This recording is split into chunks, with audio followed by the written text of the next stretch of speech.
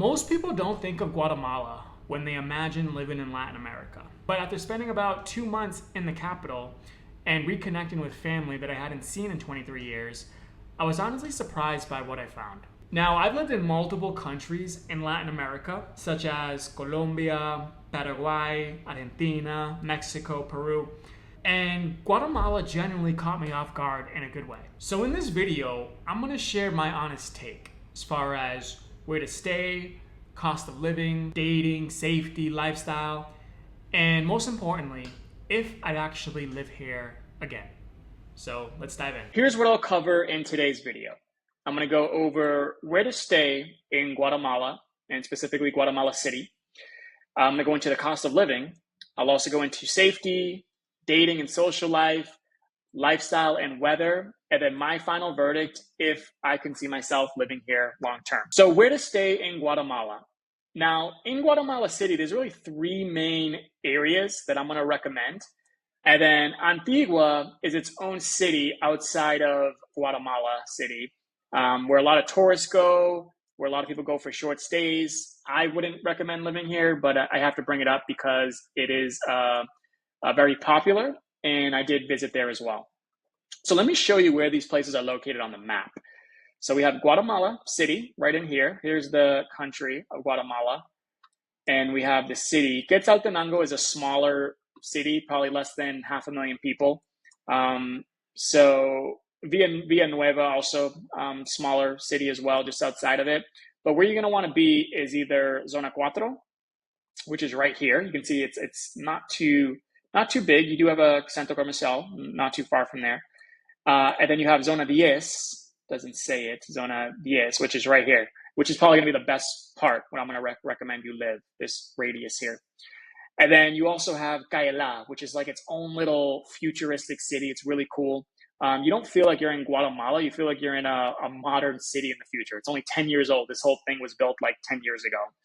All right, so that's another great place where you could live. And then Antigua is about a little over an hour outside the city driving, which is right specifically right here. Okay. So going into a little more depth, Zona 4, I stayed here. I lived here for about a month. I lived in Zona 10 for a couple weeks, 2 or 3 weeks. I visited Cayela and I visited Antigua. Zona 4 is smaller, as you saw on the map. It is very walkable. It's more artsy. There are some fun places you can go there, but it can feel limited. After a month, I felt like I was enclosed in this small little area because you don't have much to do outside there. And to get outside that zone, it's kind of a pain because the biggest issue in Guatemala City is the traffic. Even though these zones are pretty close, like if I were to walk from Zona 4 to Zona 10, it only took me 30 minutes, and I've done this walk from here to basically here, right? But in Uber, because of the traffic, it'll probably take you at least that, if not more than that, all right? Regardless of the time of day. So that's the problem with Guatemala City is its traffic. So if you're living in Zona 4, you're not going to be spending much time in Zona 10. It's going to be a pain just to get there, all right? So it felt small, felt a little limited. Zona 10 is much larger. It's more modern. It's more vibrant. You have a lot more options in terms of restaurants, bars, nightlife. Whatever you need, I already said restaurants, grocery stores. It's a much larger area in of itself, and you have a lot more options in general. So I definitely preferred staying in Zona 10. Cayela is super upscale. It's very clean. It's residential, but it can also feel like Zona 4. It can feel more isolated because you're in your own little bubble, right? You're in your own little area, and to get to the city from Cayela is, with traffic, is going to be a pain. So for instance, like Zona 10 has all the restaurants, all the best cuisine, in my opinion. To get from here to here can be a pain, right? Regardless of the time of day. But also, you have plenty of restaurants and everything. Like Ciudad Cayela is its own little country, I feel, right? You don't really need to leave this area, but it does not feel like you're in Guatemala, if that makes sense. All right. And then Antigua is more touristy. Like I said, it's good for partying. If you're a younger person in your 20s, I would probably go to Antigua. You have a lot of nightlife to do there. It's better for short stays. It's better for visiting. I personally would never live in Antigua. I would just go there to visit, right? So where I stayed was Zona 4 and Zona 10. I mentioned that the biggest issue was traffic. Even though they're close, it takes a long time to get between both of these zones in Uber. And that's why I think where you live is going to matter most, because Zona 10 gives you the most freedom. You won't need to leave Zona 10 as much as you do Zona 4. Zona 4, you're going to want to leave and go to Zona 10 because it has all the best cuisines, the best restaurants, the most options. So you might as well just live in Zona 10. It is pricier, but worth it in my opinion. Now, cost of living in Guatemala was actually more than what I expected. Okay, if you saw my previous video on Bucaramanga or Asuncion or just all the other cities I've done in Colombia and Paraguay, even Peru, even Argentina, cost of living in Guatemala is going to be more than those cities. Now, apartment-wise, let's go over my first apartment in Zona 4. I was paying $917 per month for a 2-bedroom. Now, let me show you what that looks like. This one is, this is Zona 4. All right, so this is where I stayed my first month, the entire month of June. And here's what it looks like. So it's actually a nice apartment. It was modern, 2-bedroom. I used one of the bedrooms as an office. Decent view, not great. That was the bedroom, good sized bed, really nice balcony and rooftop. I could probably do some B-roll of this apartment. And all in all, it was a really nice apartment, all right, in a good zone, in a smaller area, but definitely a good zone. And here's the price right here, $917. So for almost $1,000, I was living in a good 2-bedroom in a good part of the city. But can I get better value elsewhere in other places? Yeah, for sure. The other place that I stayed at was in Zona 10. So Zona 10 is right around here. And I stayed in this part of Zona 10 right here. So it was walkable to everything. And this was only for 2 weeks. So I paid almost $700 for 2 weeks. When you times it by 2 weeks, you're probably looking at almost $1,400 a month. But I could probably negotiate that down for the monthly discount as well. Probably looking at least $1,000 to $1,100 per month to live in the best area of Guatemala, Zona 10. And let me show you what this listing looks like. So this was a small 1-bedroom. Now, it was also a nice apartment. I liked it. So there's the living room, really nice view. Doesn't have a balcony, which is a big con. I always like having a balcony where I live, but a beautiful view of this of the zone of the city. And I'll do some B-roll on this as well. You see it has a desk, small kitchen area, but everything's brand new. It's a modern building, really nice building, good size bed. And it does have a pool as well. So you can see it's a nice apartment, respectable apartment in a good part of the city, right? Literally in the best zone, not specifically in the zone, just outside the zone. If I wanted to live in where everything's at, like let's say in this part here, I'd pay even more, probably pay like $1,250, $1,400 or more, right, to live in Guatemala. So if you just look at the map and every other country and every other city I've been in, you can see here it's not the best value price-wise to live in Guatemala, just strictly from an Airbnb perspective. Now, Calle La is even more money. So to live in Calle La for a furnished 1-bedroom, you're looking at least $1,250 a month, which is going to be on par with about Zona 10, maybe slightly more. And overall, I think you can live well in Guatemala for about $2,500 a month, but it's not super affordable. Like if I was eating out every day at these restaurants aren't that cheap either. The food there is really good, but it's not as affordable as other places I've been to. So for this same budget that I usually max out at, you can live well, but you're not going to be living as well as you can in other places, if that makes sense. Now I'm giving you my where I stayed, right? And these are literally the best places. I mean, Zona 9 is not bad either. So even outside of the most expensive areas, which are these areas, you're still paying over $1,000 a month for anything modern and in a great location. Right, so Guatemala is actually more modern than what I expected. It's actually really nice. It's changed a lot since 23 years ago when I went there as a kid. But for the value the value for price ratio, it isn't as strong as Colombia, Paraguay, or Peru. I'd say this is more on par with Mexico, right? Mexico and Guatemala, if you're living in the best part of Guadalajara, let's say, you might be spending a little more than you would in Guatemala, but it's on par with the best cities and the best locations in Mexico. From a cost of living standpoint. Now, safety. In terms of safety, a lot of people say negative things about the safety in Guatemala. I think it's better than its reputation that it has about that. Zona Cuatro, Zona 10, and Kaila all felt very safe. At no point did I feel unsafe, that I feel like I was in a sketchy place. Now, outside these areas, it does get a little rough. That's true for most Latin American cities. But as long as you're within Zona Cuatro, Zona 10, Kaila, let's even say Zona 9 también, you should be fine in terms of safety. I never had any issue or complaints with Guatemala in terms of that. All right, so just to recap safety, because obviously safety is a big thing when it comes to Latin America and no different in Guatemala. Again, if you're walking between zones at night, just do it. Well, I'd say do it during the day. Don't do it at night, even though you should be fine. Stick to the right areas, you'll be fine. The people are super respectful. Crime wasn't something that I ever worried about, but like anything else, you always want to make sure you have your guard up. You always want to make sure you're not being flashy, and you'll have a good experience in Guatemala.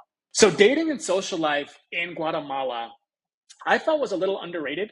I did date a couple women here within my 2-month span. And I did go out with my cousins who helped me see some of the social side of Guatemala. By the way, my cousins live a really good life in Guatemala. I see no reason for them to want to visit the States. They live very well and have a really good life here in Guatemala. So it was really good to see my cousin doing well after not seeing them for 23 years. Right. And they're super friendly people, super nice. I love spending time with them. They basically showed me like everything that the city had to offer when it came to nightlife. We went to some restaurants. We went to some day spots, right? So they were really cool, and I was really fortunate to basically see, from a local perspective, what Guatemala had to offer. And I'd say that the women here in general are friendly. They're beautiful. You'll see a lot of good-looking women, especially if you're in Zona 10 and Cayala. Very attractive. It's not like Colombia or Paraguay, right? Where you probably, or Brazil or parts of Mexico like Guadalajara, where you probably find some of the most beautiful women in the world.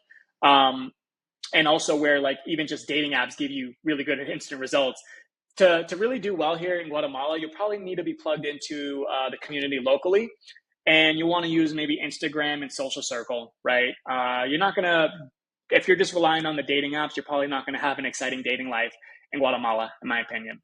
And another pro is that Guatemala City isn't packed with a lot of tourists, right? Like Colombia and Mexico. I was part of a couple expat groups. Most of the expats are foreigners. I know a lot of people don't like when I say expats, so we'll just call them foreigners.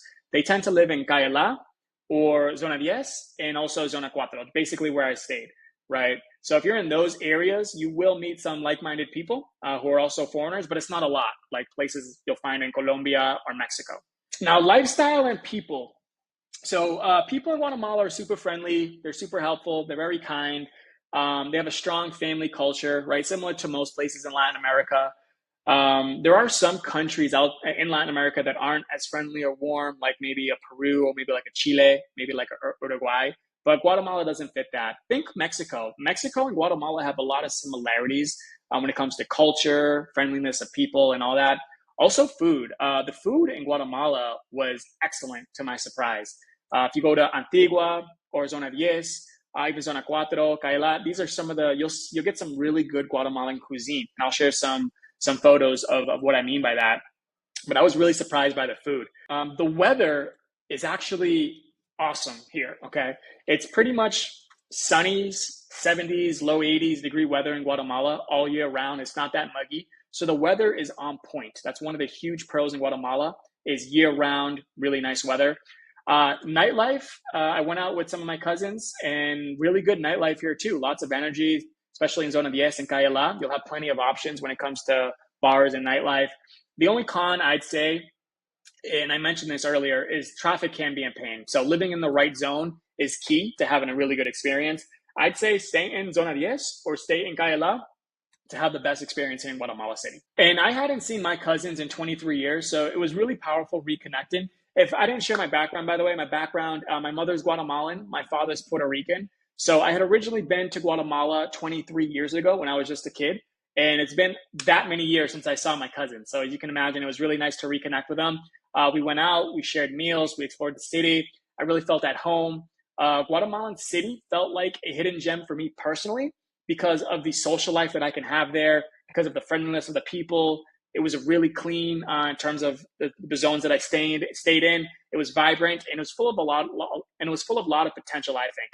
So I'm really glad that I checked out Guatemala for the time period that I have. It really showed me that this can be a place that I can actually spend an extended period of time in and really live a good life here. So my final verdict, would I live in Guatemala? And honestly, as I alluded to, yeah, I could definitely live in Guatemala. I think with the right setup, specifically in Zona 10 or Calle La, I'd have a really good life here. I'd have a strong social circle already built in, obviously because of my cousins, my family here, their friends and their acquaintances, also because of the expat groups that I'd be part of. I could definitely have a strong social circle here. I could have great dating opportunities here, especially because I'd be plugged in to social circles. That's probably where I get my dating life from. And really good food, really surprisingly good food. My mom, even though she's Guatemalan, she didn't cook much Guatemalan food growing up. She cooked more Puerto Rican style because my grandma taught her how to make Puerto Rican food. So I grew up more in that culture and that food. I was really surprised to experience really awesome food here in Guatemala. And the weather's amazing. There's plenty of nightlife. There's modern infrastructure. I felt very safe. So for all those reasons, yeah, I can definitely see myself, Guatemala, as a good place to potentially live. On top of that, I am planning to get residency or even citizenship here in Guatemala because of my mother, so I can probably get it by citizenship by descent. And I see Guatemala as a really good plan B, kind of like a backup to my backup, right? I see Paraguay as the place where I spend most of the year. Colombia is probably my second favorite country to live in. I do see myself getting residency in Mexico, more than likely. But Guatemala is right there too. If I was forced to live in Guatemala because, let's say, Paraguay or Colombia or Mexico, they all went downhill. Maybe they changed their residency policies. Maybe for whatever reason, I don't know, taxes went up or whatever. Guatemala would definitely be a great plan C, we'll call it. It's also a tax territorial country. So any income that I earn outside of Guatemala, I don't get taxed in the country. I can definitely, I would definitely wouldn't be upset if I was forced to live in Guatemala. I could live a really good life there. And I never thought I'd say this growing up, but I would definitely prefer to be in Guatemala than the US at this point. I think quality of life, I can get a better quality of life there than in Boston, let's say. So that's it for today's video, guys. I hope that was helpful. Just to recap everything like I usually do, Guatemala for me is a great backup to my backup. And I definitely see myself visiting Guatemala often, recurrently, because I have family there mostly. And we get along very well, and it was really good seeing them after 23 years.